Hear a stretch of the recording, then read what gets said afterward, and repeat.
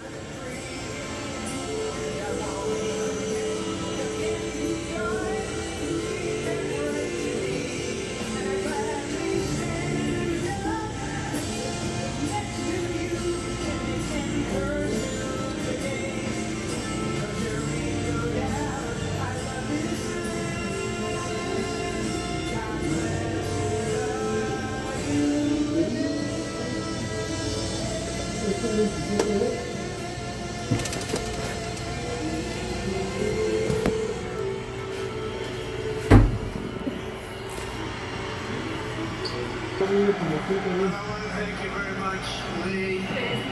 You've been there from the beginning with us, Lee. We appreciate it. Nobody can sing that song like Lee Greenwood. Thank you very much, Lee, very much for being here. And his voice has not changed, you know? Pretty amazing. And a special thank you to America, because today America is a nation in grief, a nation in shock. Less than 2 weeks ago, I was one of the brightest lights of our times, a giant of his generation, and above all, a devoted husband, father, son, Christian and patriot, Charles James Kirk was heinously murdered by a radicalized, cold-blooded monster for speaking the truth that was in his heart. He was violently killed because he spoke for freedom and justice, for God and country, for reason and for common sense.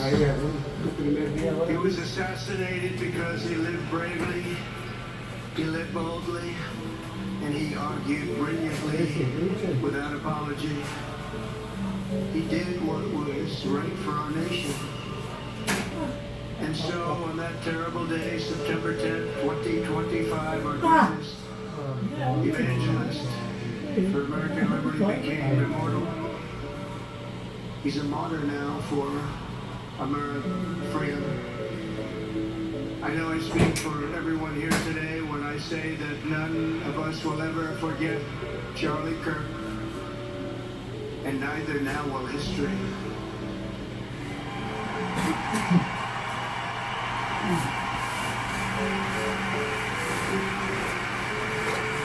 Because while Charlie has been reunited with his Creator in heaven, his voice on earth will echo through the generations, and his name will live forever in the eternal chronicle of America's greatest patriots. He will live forever. To Charlie's incredible and beautiful widow, ERIKA, we know the weight of this monumental loss is almost unbearable. But even in the midst of heartache, pain too great to even fathom, you have somehow found the strength of deep faith to be a comfort to millions and millions of people. And thank you very much, ERIKA. Thank you very much.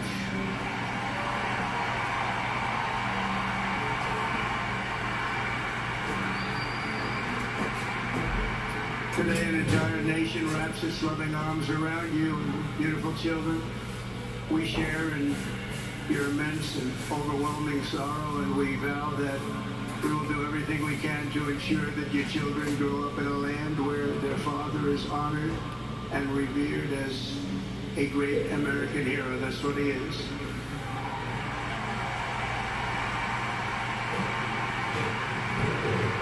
To Charlie's parents who lost their beloved son, and to the entire Kirk family, we know that no words can ever be enough to fill the void he leaves behind. That's the void that just can't be filled. But I hope the extraordinary outpouring of emotion over these past 11 days has comforted you with the knowledge that your son brought more good and love into this world in his 31 short years than most people, even very, very successful people, can bring in a lifetime.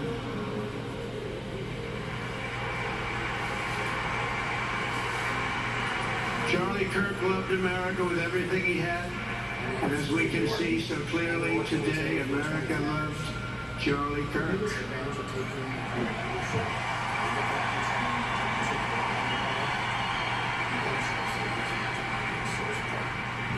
And he could always draw a big crowd. Look at this today. Look at what's gone on. This is a big crowd.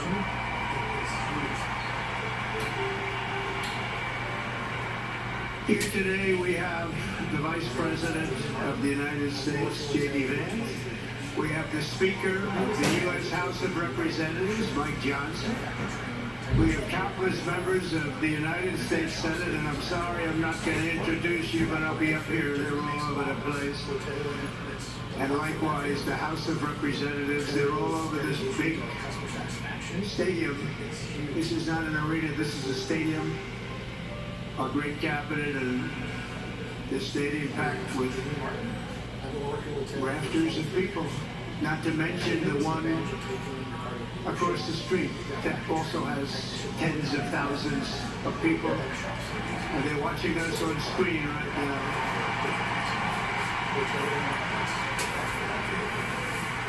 And I'm sorry we couldn't get you in. If anybody would like to give up your seat, please walk across this way. But this is like an old-time revival, isn't it? An old-time revival.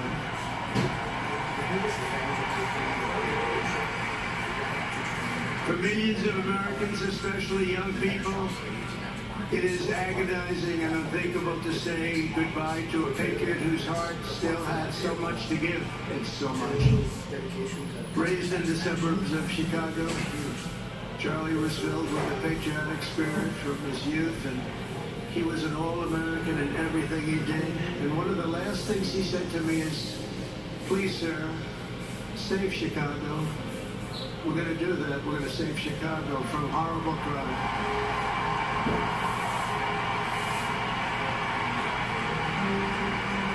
In high school, he was the quarterback of the football team and the captain of the basketball team. He was a good athlete. A lot of people don't know that about Charlie. He was an Eagle Scout who spent his school lunch breaks listening to another champion for liberty. Somebody that he greatly admired, Rush Limbaugh.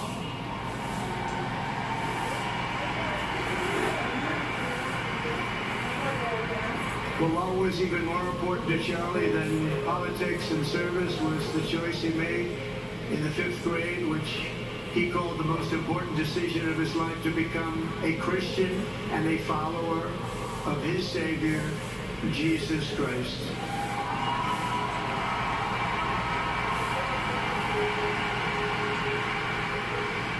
Inspired by faith and his love of freedom, Charlie did something remarkable when he was just 18 years old. With the advice of a mentor who told him to put off going to college because he was doing so well, he devoted his life to converting young people to the conservative cause. How did he do? Take a look. How did he do?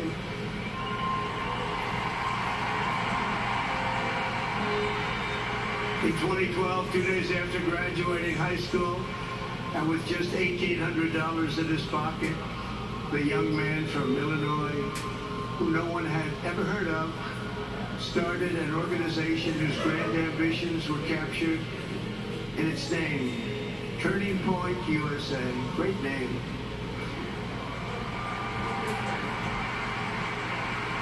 And I have a feeling it's going to be bigger and better than ever before. Does that make sense? It's going to be bigger and better than ever before. Look at what's happening.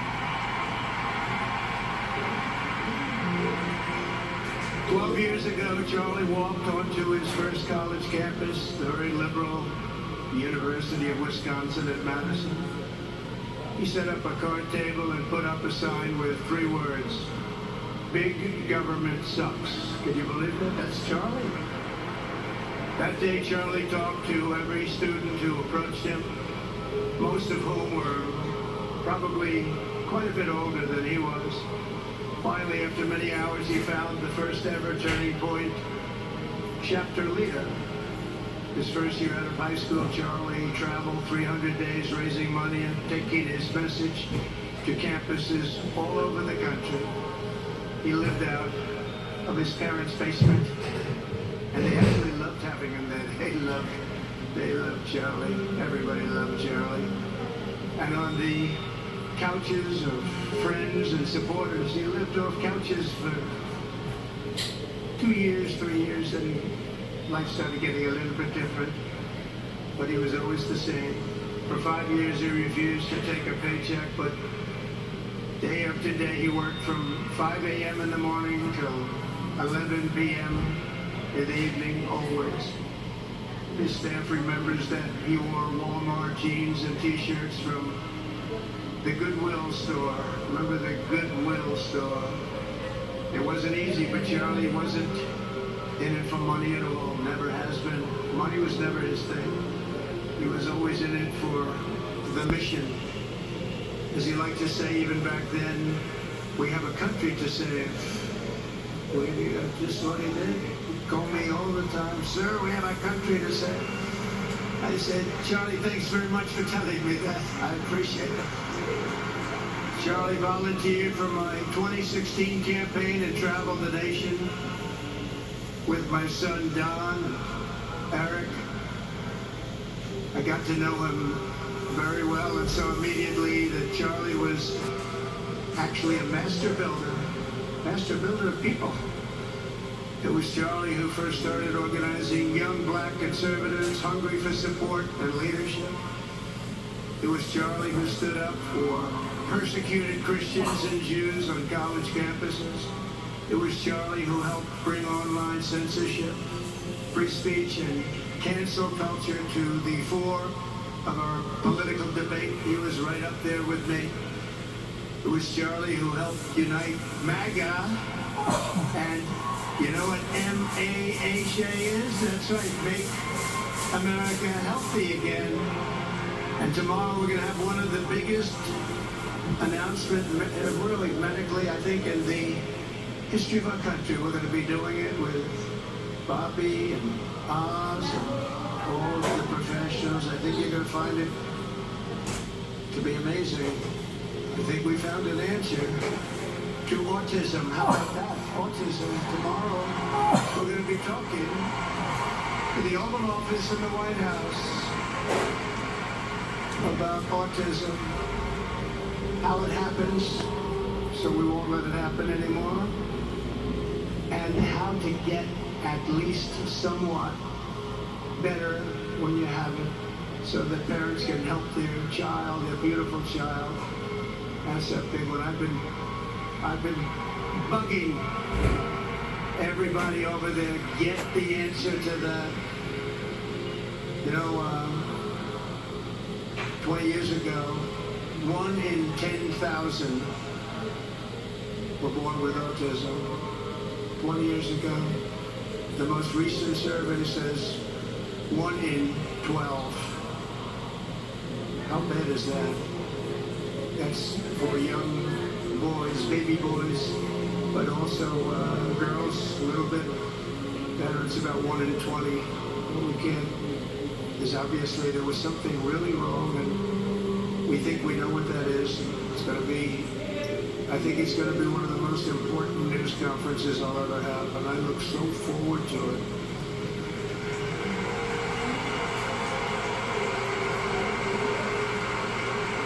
And you know who else looked forward to it? Because he knew. I'd tell him a little bit about what was going on. Was Charlie. He would have been front row center, believe me. We'll be missing him tomorrow. It was such a big deal for him, too. He brought together Donald Trump, Bobby Kennedy, right here in the great state of Arizona 1 year ago. Remember that? What a night, what a day that was. And it was Charlie who was among the first to speak to me about a man from Ohio by the name of J.D. Vance. Have you ever heard of him? He's doing a good job.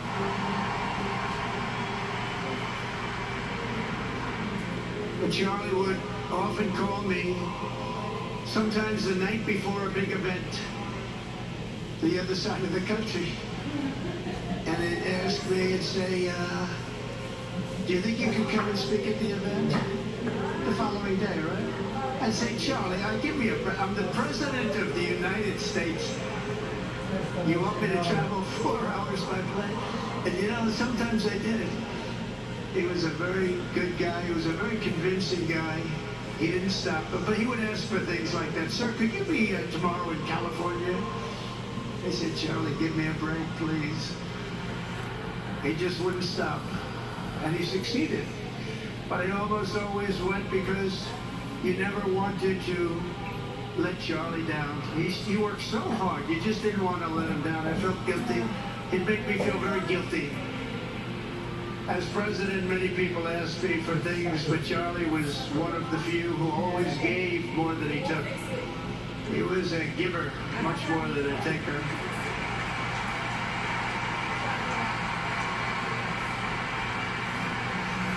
And no matter how big Charlie became, no one was too small for him to notice. He was good to everybody. It didn't matter. Several years ago, a 4th grader asked Charlie to appear on his podcast, which was probably only watched by the parents of that 4th grader. And Charlie, who was actually pretty hot at the time, to be honest, he agreed, and the boy asked for advice. Charlie replied, the left.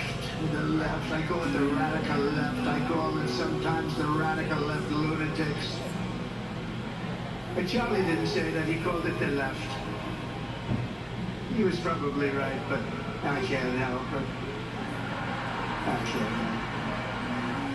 help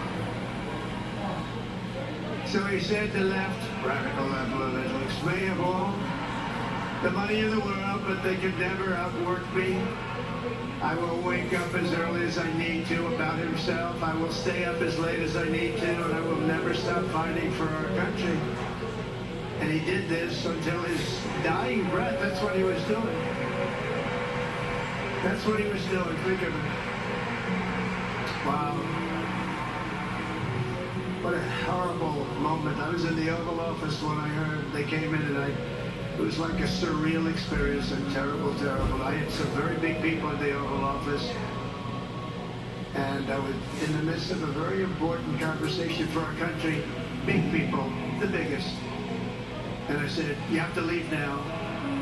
Well, they told me that. They told me in front of a group of very powerful people. I said, you have to leave now, right now, please. right now, you have to leave, go. By his own determination and skill, Charlie Kirk built Turning Point from his humble beginnings, the beginnings that nobody believed could ever end up something like this, into a great movement and a juggernaut of American politics. And you know, we have a massive stadium loaded up with people, but he got tremendous crowds before he had this kind of horrible news and before we had to hear what happened so terribly.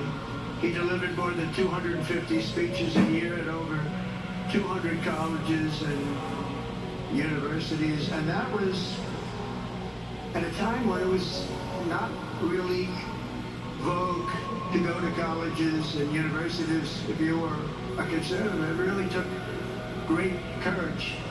And we used to talk, and I said, you know, I think they're much more conservative than we know. And he agreed, but it just wasn't something that was happening because the radical left would do very bad things, very dangerous things. But Charlie set up chapters on 2,200 campuses and spoke at more than 1,000 churches. He launched a podcast and radio show that grew to an audience of 1 million Americans a day, one of the bigger shows on radio. And Charlie didn't just bring young people into the movement.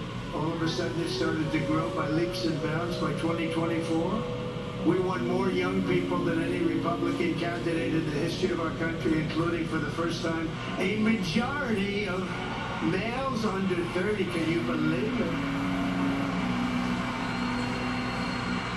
Remember when Republican presidential candidates would get 4%? No, we did unbelievably with young people. And he was a big, big factor. Unbelievable. But he made me work for it. Sir, you have to make a speech here, you have to make a speech there. But we did it, and we won, and our country is doing unbelievably well now. We had a country that was dead 1 year ago, and now we have the hottest country anywhere in the world. And Charlie helped us make it that. One of the great people. But through it all, the core of Charlie's message and his basic method never changed. It never really changed. He stayed the same person also. At every campus event, Charlie asked the people who disagreed with him to come forward, and instead of silencing them, he handed them a microphone and let them speak. And he convinced so many of them. It was a pretty amazing thing to watch, actually. Shortly before Charlie arrived on campus, the day he was assassinated, a staff member texted him that there were many critics and students who were opposed to his views and rather strenuously in the crowd. And that actually made him feel good because he wanted to convince them. He understood. He really did. He understood what was right. And he was right about that. A lot of it was based on common sense, by the way.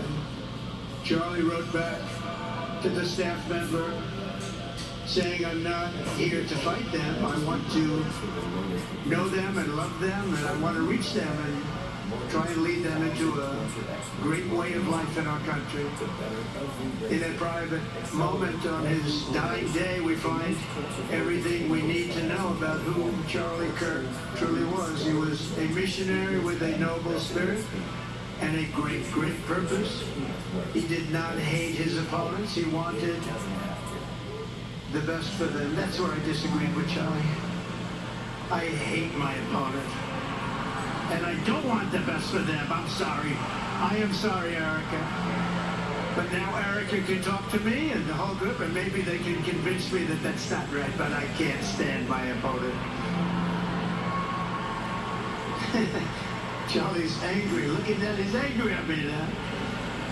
He wasn't interested in demonizing anyone. He was interested in persuading everyone to the ideas and principles he believed were good, right, and true.